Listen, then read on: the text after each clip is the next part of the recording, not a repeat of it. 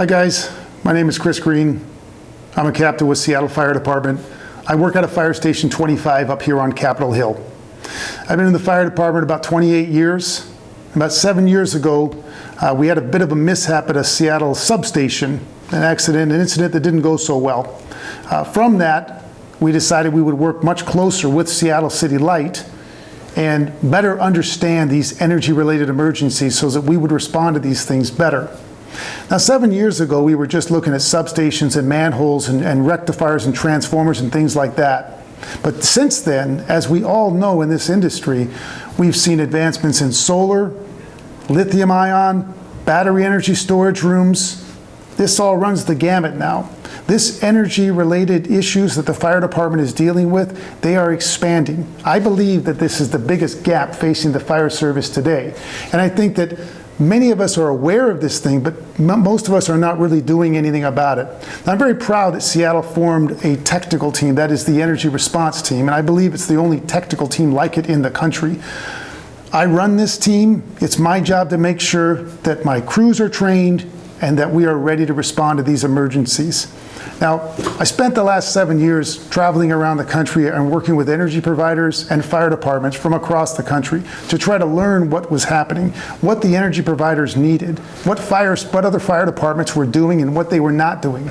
And what we did with that was we boiled all that stuff down to something that you can use. Because there's a lot of technology behind this. There's a lot of academics. This is one of the heaviest academic disciplines that you could ever engage in. But in the end, we got to boil this stuff down to something that we can use.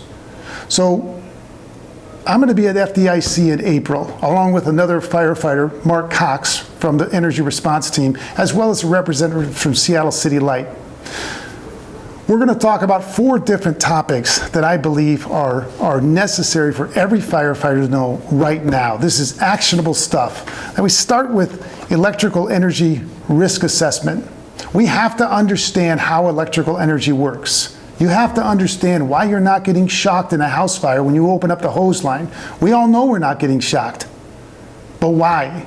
We're going to explain that to you in a way that you're going to understand it. Explained to you by firefighters talking to firefighters. We're going to talk to you about learning what kind of PPE is working for you and what stuff may not be working for you. You're going to learn about voltage-rated equipment as well as voltage-rated PPE, what you should buy and what you should not buy. Then we're going to move into what's called energy size-ups.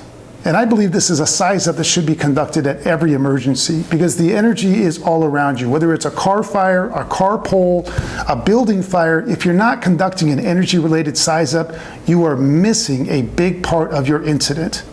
And if it's bad enough, and if that's an energy-driven incident, well, then you've missed something really big. We're going to close that gap for you so you don't have that kind of problem. Next, we're going to go into electric vehicle car fires. Now, everybody's seen the NTSB reports that came out in November of 2020. We're going to go over that. But what we're going to do for you is we're going to boil down, again, actionable information, what you should be doing with electric vehicle car fire, what you should worry about, and what you don't have to worry about. You're going to leave this class knowing what you should do, knowing the PPE that you may or may not need, and certainly how to address these incidents. Next, we're going to move into solar and battery energy storage rooms. Now, those 2 things go hand in hand. If you haven't figured that out yet, if you don't understand solar and wind power, we're going to get you on board with that. But that is married to your battery energy storage systems. Now, these systems are cropping up all over the country. So whether you're in Missouri or you're in New York or you're in California, these things are all around you. And you will be asked to respond to these incidents. And you can be prepared or you cannot be prepared. The other thing we're going to do is we're going to cite all of our information out there for you. So this isn't just my opinion. This is where this information came from and where you can go to get it if you don't believe it from my mouth. The other thing we're going to do for you is we're going to let you know the people that we've spoken to, we've worked with in the industry that I believe are the best. From battery energy storage experts to solar experts to transformer experts. These are the people that I've worked with that I believe are the experts in the industry and have helped me build a program that I'm very proud of and I believe has helped the fire service and continues to help the city of Seattle. This is a Pre-conference workshop, it's 4 hours. It's Energy Emergencies. It's going to be at FDIC 2022. I look forward to seeing you all out there.